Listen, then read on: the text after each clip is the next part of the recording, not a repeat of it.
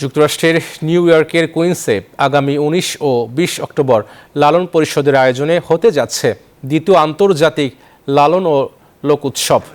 বাংলাদেশি অধ্যুষিত জ্যামাইকার নন্দনকানন নামে পরিচিত পারফর্মিং আর্টস সেন্টারে দ্বিতীয়বারের মতো হতে যাচ্ছে এই উৎসব। শনিবার জাতীয় প্রেস ক্লাবে লালন পরিষদ ইউএসএ আয়োজিত এক সংবাদ সম্মেলনে এ তথ্য জানানো হয়। এর আগে ২০২২ সালেও একই ভেন্যুতে এই উৎসব অনুষ্ঠিত হয়েছিল।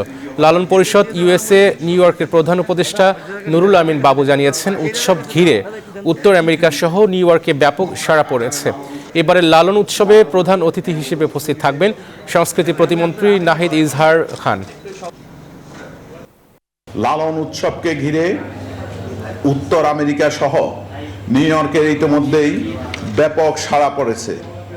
এর এই ধারাবাহিকতায় আমরা ঢাকাতে আজকের সংবাদ সম্মেলনের আয়োজন করেছি, যেন আপনাদের মাধ্যমে বাংলাদেশ সহ বহির্বিশ্বে আমরা নিউ ইয়র্কের লালন উৎসবের সার্বিক খবরাখবর জানাতে পারি।